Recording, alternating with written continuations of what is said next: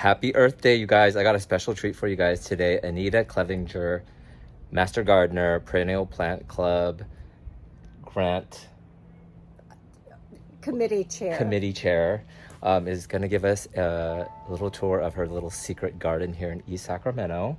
And tell us how this all started. I moved here January of 1978, and I came from Ohio and knew nothing about gardening in California.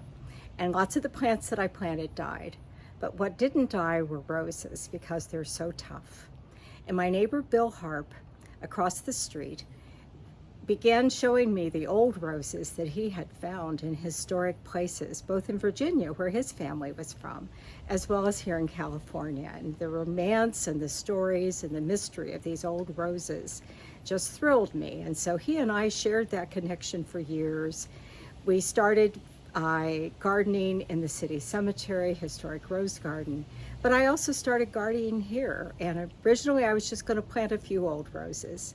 And now I have about 70 different varieties, as well as many That's amazing. other plants. So you took out the pool, and this is what we're going to see. Shall we have a quick look? Sure. Look at how magical, you guys. All different kinds, and most of them are from the 19th century. And some of them were found, for example, this one, the curator at the city cemetery saw it blooming in a pasture in Chico and went under the barbed wire fence and got some cuttings of it. And we call it Barbara's Pasture Rose. I love that all of the roses here have a story to tell. And tell us the story about how you were a part of the Sacramento Cemetery here and a part of the Rosarian group there. Yes, there was a historic rose garden started there with full city support in 1998. And my neighbor Bill had been collecting old roses, and I saw that they were going to have an open garden. And I said 1998. I always get that date wrong. It was 92, actually, that garden was founded. And they started an Adopt-a-Plot program there in 89. So I need to roll the time back a little bit. The garden was started in 92. So Bill and I started going over there, and I said, someday I'll volunteer there. I worked at McClellan Air Force Base that closed in 2001, took an early retirement, and I had time to help. So I started volunteering there. Oh, I love this. Okay, so will you give us a quick walkthrough and a little tour?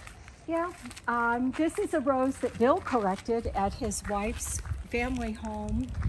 We've identified it as Archduke Charles, which is from the 1840s.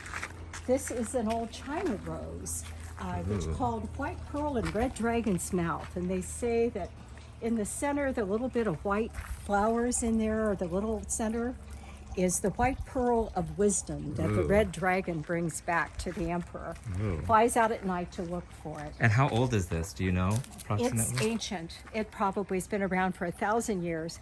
We Westerners are all history we think begins with us. And so we'd say that all these roses really began about the end of the 18th century because that's when they were introduced. But they were grown in China for years before. Amazing. And you got some snap peas here. Yeah, these are our sweet peas and Kupani's selection. And I've been explaining that people think roses shouldn't have things growing around them, and it's really not for the best. But what's going to happen is in about 6 weeks, the summer's going to happen. Daisy Moss says summer happens fast, and it sure does here. And so the sweet peas will be done. Most of these annual flowers will be done. I'll do a clearing, and the garden will look totally different. And Daisy Ma is a legend like you, but people that don't know who she is, can you tell people? She is the legendary gardener of the Land Park Rock Garden, WPA Rock Garden. You have to check that out if you don't know what it is. It's amazing. Yeah. All right. So, but many different kinds of roses here. Old tea roses. The wisteria. The wisteria, which is just about past. Still looking gorgeous. Yeah. Giving and the yellow Banksia rose going up in this tree. This is a rose called the Secret Garden Musk Climber. Ooh. And Secret I do garden have rose. a secret garden. Ooh. You have to go down this walkway and down towards where the mirror beckons to. Let's take a look. All right. Let's see the secret garden. I love all your plinths and columns here and the mirrors. And then the fountain, which I've just newly added. And idea is this is a ferny, kind of a grotto place to hang out. It's gorgeous. And then you sort of have a Japanese inspired little area, which we'll go to in a bit. But tell me about these fragrant, gorgeous. Well, every rose is a different kind. This is one known as Mel Hulse. It's actually a more modern rose, named for the deceased director of the San Jose Heritage Rose Garden. Okay. This little sweetie is called Lida Rose. Lida Rose. It almost looks like a dogwood almost. It does.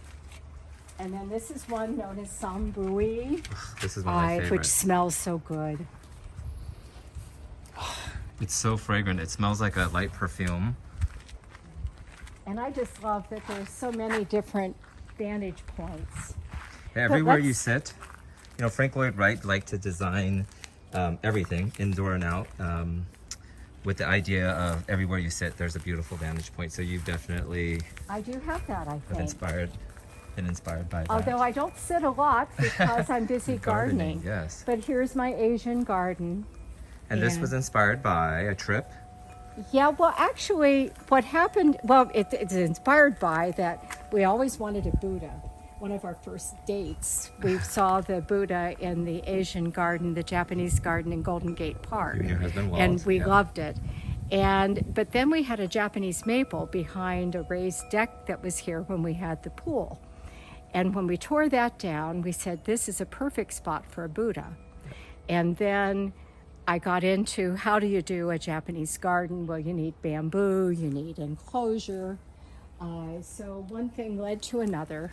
And I even had a little garden shed built. I love this garden shed. You guys, take a look at this. Yeah. You had this built. You even have like the little sliding shoju-esque doors. Yeah. Right? But it's nothing but a tool shed. Oh, nothing but this is one of the most organized, chic tool sheds ever.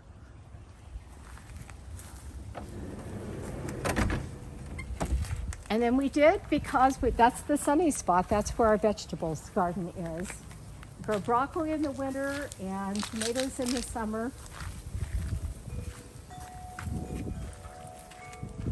And do you ever pick these roses and, you know, make arrangements, or they're mainly you enjoy them outside? Oh, a little bit, but mostly I enjoy them outside. Okay, take a look at this. Wow.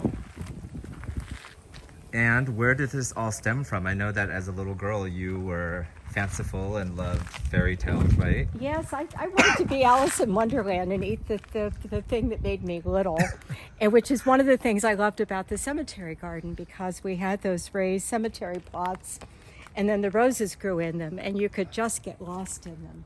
And I wanted that same sense of enclosure here. And so I like a romantic garden. Oh, it's romantic indeed. This black bee has gold wings. It's so gorgeous. It's a carpenter bee. Carpenter bee. Wow. Well, I think you did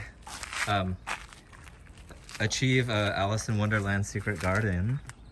This is amazing. Thank you for the tour. Anything you want to say about the Perennial Plant Club? I know that you have grants and such with people want to get involved with it. It's just a terrific club. The club keeps growing, and it keeps growing because we have this wonderful garden community. We have wonderful activities. We have 2 great plant sales, or at least 1 great plant sale a year. We fund other gardens in the community, and we have the 2 best meals of the year. We have a salad potluck and a great holiday dinner. So what's not to like? And does fourth Thursday of each month, we meet at the Shepherd Garden and Arts Center. And their scholarships, do they go to the future gardeners as well, or? They go to whomever. It's any horticultural educational activity. And so a lot of it goes to schools, but not necessarily schools. And so you can look on our website and see who's been eligible. Fantastic. Thank you so much. Oh, you're welcome. Yes, I really appreciate the garden tour. Well, I appreciated you coming today. I love having tea over there in the gazebo. I felt like I was in Giverny at Monet's garden.